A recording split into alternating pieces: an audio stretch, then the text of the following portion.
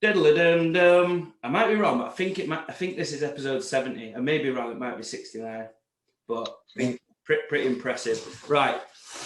So Shane, let's talk about today. Let's talk about prepping for comps. Let's talk about competitions. How you can prep for those kind of events that are non-standardized. So, say for instance, you've got like nothing standardized in strongman, is it really? But say, for instance, you've got a log, a 260 deadlift, a 110 log, and then you have something like, say, for instance, the 105 lads at the weekend, they've got like rocket squat, 280 for reps. Like, yeah.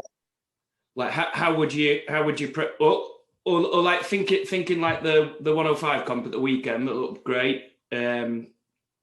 Like, there's some events there that, as a coach, that you prep people for, and it's just fucking hard to get to cover like absolutely all bases, isn't it? Do you know what I mean? Like, and prepare. Yeah, like that comp, for example, for those of you the UK's 105, you don't follow it. Like a press medley in that had 2 kegs and then 2 axles, then a yoke press. So even there in one event, you've got to break it down into kegs, axles, and a yoke press, haven't you? So that adds 3 press things into your program. And then, obviously with I think it was a 7 or 8 event comp, so they had like yoke as well and all this stuff. So it can be definitely hard to manage. I think most stuff in that, pretty much everything in that comp, I would say is a fairly standard thing, though. Like, I assume you meant like maybe like loading medleys where you've got like they kind of get a world, they get told 4 random objects, you don't even know what it is. Like, how do you prep for that kind of thing? Is that more what you were getting at? No, I just mean like, say for instance, like say rocket squat, for instance. So like guys getting like high double figures on that. And yeah, well, whereas with a squat like that, we didn't know what the frame looked like until the day, and that was a bit of a unique sell, because it was basically a car deadlift frame with a squat attachment on. It's pretty cool. But all we did really is we just got you. I know that unless they get the weight wrong, usually squat events tend to be high reps. So I trained my guys in sets of 10. Basically, I got them squatting sets of 10 in knee wraps, just so that they had that base there to push once they got, instead of training it to like a max squat and peaking squat, it's not going to allow you to, because there's a difference between being able to do that squat for, I think Dean, who I trained, got 19 reps. Can't remember how many Scott got, but I imagine it was probably, above 15. So there's a difference between being able to do that many reps and being able to recover from it and go into the next event. And if you train your squat to a max, you might still get a similar amount of reps, but afterwards legs are going to be jelly, you're going to feel sick, lightheaded, etc. And then it could affect the performance on the next event. So for a squat event, I tend to just get my guys squatting uncomfortably, getting out of that to the point where they want to rack the bar, then doing a few more, and then getting used to recovering after that as well. Yeah. And I suppose the thing that I'm getting at is, like, you might look at, like, say, certain events or whatever that come out in a comp, and you might be, we've just got to remember that, say, for instance, if you got, like, say, someone might look at that and think, right, 280 squat for reps, and think, oh God, my max is only whatever. Like, it might be too heavy for me. Is that what it was advertised at? 280? 280, yeah. Oh, right, okay. Yeah, that isn't a 19 rep squat event, is it? When you read it anyway, you don't think people are going to get 19, do you? That's the thing with car frames and squat frames. I always think, unless the organisers cocked it, it's going to be high reps, because they just usually always are. By the time you take into account the frame and everything, it might be 280 of weight, but it's probably knocked down to like 180 or something Yeah. like that. Yeah. So I think an important point from a preparation standpoint is actually with like a lot of strongman events, you need to like, even though you might say have like the main goal, what you're aiming for, like a certain rep range or whatever, like I think there's a lot of value in actually prepping for the kind of unexpected, you know, like say for instance, if you think, say you're doing a comp and you think, oh, it's going to be a rep fest, like actually just being prepared in there for like say a heavy double or a heavy triple. Like if you turn up on the day and an implement's like 10 kilos heavier on like say a deadlift or a squat, like be prepared for that. If you're preparing for something you know that it's going to be really, really heavy for you, like always have in the back of your mind, like, are you prepared? Like, what if it's 10-20% lighter on the day? Have you got because like we've talked about quite a lot in terms of strongman events, like at the seminars and stuff, we're actually demonstrating to people that technique isn't necessarily constant, is it? Technique depends on whether you're doing, like say for instance on a moving event, your technique might be different to a 40 meter heavy it's going to be very different to a 15 meter moderate weight, is going to be very different to a 20 meter sprint. Like there's so many different techniques and so many different intricacies and variables and stuff. So even though like say for instance, an example for me, Shane, is like I've got a comp coming up with 280 frame for 20 meters, and it's a bit of a mind fuck to train for, really, because like if my grip's good enough, I'm going to be like, I should get decent points at it because I'll be fast at moving, but my grip might not be good enough. It might be like actually a grip event for me. It might be, if it was a low pickup, it might actually be like a deadlift and pickup strength event. Like there's so many kind of, that specific frame is going to determine what it is for you, isn't it? Because you get them wide frames, and some people can be like, for example, I've got quite a lot of lads training for England, and they've got a 340 frame. Yeah, and super wide, isn't it? Yeah, a lot of them have been smashing it in training, and a few of them this last week have been like, right, I'm going to go try the comp, like a comp replica frame. Yeah. And then they messaged me like, I can only just pick it up, Shane. Like, I wasn't even thinking about the pickup, before. It was just the grip and the moving. But then they've gone to pick it up and they're like, fuck, like it's a hard pickup. So suddenly the dynamic of like how you're going to the way you're going to focus your training is going to change slightly, isn't it? And again, if you don't know what that frame is going to be on the day, then making sure that you're ticking off a couple of extra things in your training so that you're prepared for anything, you're not going to get that shock on the day. Because that's what fucks people as well, is they turn up on the day and they start warming up and they do a couple of frame pickups and they get in their head like, oh, it's wider than my training frame, it feels harder, the handles are this, the handles are that, and then suddenly you've taught yourself out of it before you've even started. So if you are prepared for, I've got a frame, I'm not sure what it is, so I'm going to do a couple of steps here, then I'm going to do a couple of pickups with the wider frame just in case, and you do that, it's going to obviously, I know not everyone has the luxury of having access to a lot of kit, but Summer Strength sells those frame attachments, don't they? So if it's frame, you can get a simple thing like an attachment where you can adjust the width of your frame, be prepared for all scenarios. And again, it's not going to be that often in strongman, really, where you're going to know exactly what everything's going to be like, is it, Josh? You turn up, the yokes different. Some yokes feel nice, some yokes feel hard. So again, make your training account for that, and then you'll be less shocked on the day and be prepared for everything. Yeah, and like you said, like some people aren't blessed with having like training provisions and stuff, but be smart. Think of like if you coach, listen to this and you coach yourself, like, and prepare yourself for your comps.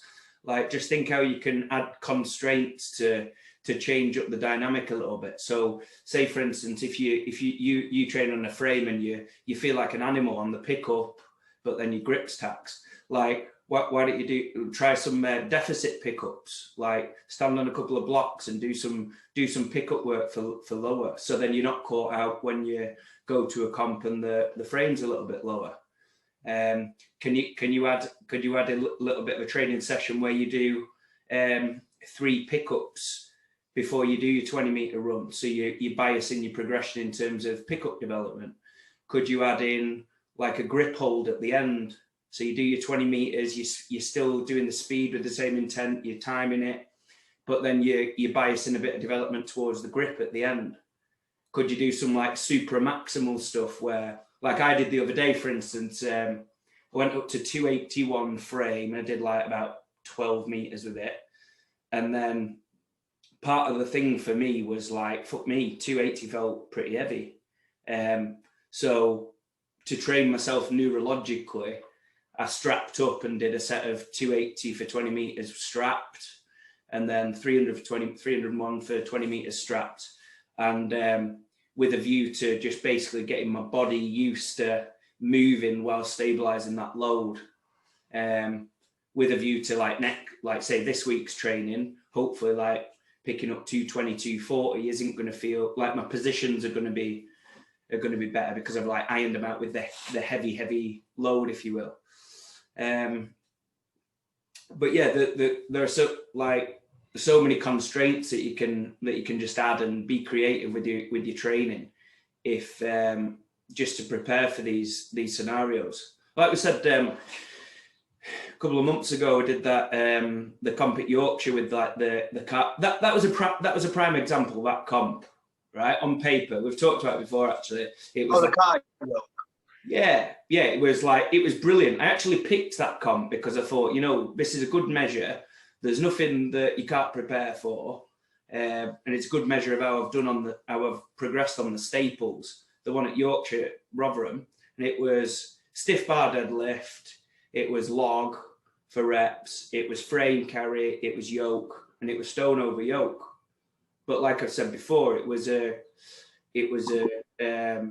yoke felt much heavier to me than it was. It was 300 yoke. To me, put it this way, I moved like it was and my time was like equivalent to what it'd be on a 340 yoke. I didn't feel that heavy for me, like I was getting crushed or anything, but it just felt slow, like I couldn't step out. And my timing was similar to 340. The frame carry was like, for me, again, because I'm not used to the balance point or whatever, it felt like maximal. It felt as difficult as that 300 did the other day, actually, with straps. And then the stone, like loads of people got caught out with that because it was like dusty and covered in shit or whatever. It was like 140, 145 stone or whatever. And people were like, oh God, my tacky's not working. Oh, this is shit. But again, all those kind of, and the log was like a big 14-inch diameter or whatever. That's a fucking log. But all those kind of things where I heard like people warming up and whispering, like, you hear stuff in the background, like people saying, oh God, this is, my kit's different or whatever. Like I was thinking, the more that happens and the more I hear those things at comps, the more I think I'm going to do better, because I feel like it's important to me to try and prepare for all those scenarios. So yoke, I'll do my yoke program, but then sometimes I might just throw in like a ridiculously heavy one, or a ridiculously light one, or a ridiculously high distance one, or yeah, I don't think like it's a good thing as well to most gyms that you train strongman in. You usually have a couple of sets of things like farmers and stuff, and you go to these gyms and people are like, oh, they're the hard farmers, them ones, use those ones, they're good for grip. Well, just plan it in, like some days train the hard farmers, and use them as a progression point as well. Just give them their own little PB list in your head. Don't think, I'm miles away from my other farmers. Have a hard farmers PB and a normal farmers PB. Yeah. And don't be shy to and you can do that with anything. Like some stones are slightly bigger diameter, and so just don't get disheartened. Like someone said to me once, "Oh, I'm pissed off. I couldn't load 140 because it just felt bigger. It was a bigger stone than my 140, and I just couldn't get to it." Like, don't sweat it. It's not got weaker. Like, it's just a bigger diameter stone, and perhaps we need to work on a bit of positioning or something that you need to alter when you use the larger diameter. It doesn't mean that you go, "Oh, I'm not using that one again." You know, it should be more of a sign that you need to practice it, if anything. Yeah, but it's almost like kind of like I almost think like a in terms of variations and stuff, like a conjugate method. In terms of like cycling main variations, you know, like say you look at like say Louis Simmons, and they'll have like say fucking all the different deadlift variation, banded 12-inch block pulls, band against chains, and they'll have all they'll be constantly trying to beat the progress on the 5 rep max from chain, 3 rep max, like all the different variations, rather than feeling like, oh, I'm doing this variation at a comp. I deadlift 280 from the floor, so I should be able to do X amount with this. Like actually, just like Shane says, give everything its own measure, and just make sure that your variation that you're training with consistently is progressing. Like, don't be going to comps and thinking, oh fucking hell, like I must have got weaker because you haven't done quite as well as your expectation because you're using different kit. Like, actually just treat it as its own exercise that you're preparing via the thing that you can measure consistently. Yeah, it's I think people sometimes get too emotionally attached to numbers and feel like if they're not doing a certain number, they're not getting a change or progressing forward, whereas your body doesn't know that it's doing 1 to 10 farmers or 130 farmers. If the farmers handles and the setup is stressing you more with the lighter weight, you know, your body might make better adaptations and changes from the harder set of farmers at a lighter weight than it does the nice set of farmers at heavier weight. So if you just fixate on the number and not what response your body's being told, then you're always going to be a bit disappointed, because if you're expecting 130 for 20 meters and you only get 110, but once you get to the end of the 20 meters, the bars peel out your hands, you're fighting and you're really like stressing your grip, you know, your body's going to get stronger, isn't it? And then when you go back to your good set of farmers, you might be able to hit a PB, but you've only been training at, you know, 80% of your max because of the difficulty of the farmers, and then you've ended up improving maximally on that better variation with less weight. So there's definitely benefits to it. It's like training shit yokes. I used to train a shit yoke. We didn't know it was a shit yoke. So when I first started training yoke, it was a wobbly, shoddy yoke, but it was just my yoke. So we got really good at it, and every single time we went to comps, we were like, fucking hell, this feels like 40 kilos lighter than what I was expecting, because it was a better yoke. So again, you don't need to compare these numbers. If your kit's hard or you've got hard kit, don't get attached to the number and just put in the work. And on the day of competing, everybody's using the same kit, so everybody's in the same boat, and it's who's going to express their strength the best on them items at that specific time. Yeah. So to reiterate what you've said, like, the emotional attachment's important. Like, you just need to manage your expectations, and like Shane's just said, if you put your next competition that's got whatever 120 farmers in, and you're fucking smoking 120 farmers in training and your grip isn't an issue, this 120 farmers at the comp, if you haven't had access to it to train on that specific kit, put it in its own box. It might be easy, it might be light, whatever. Put it in its own box, and try and take a note of what they are, what brand they are and stuff, and then make up this kind of make this giant spreadsheet in your head of all these different pieces of your kit that you've experienced. Cool. Right, let's wrap it up there. Nice one, Shane. Peace out, motherfucker. Take care. Peace.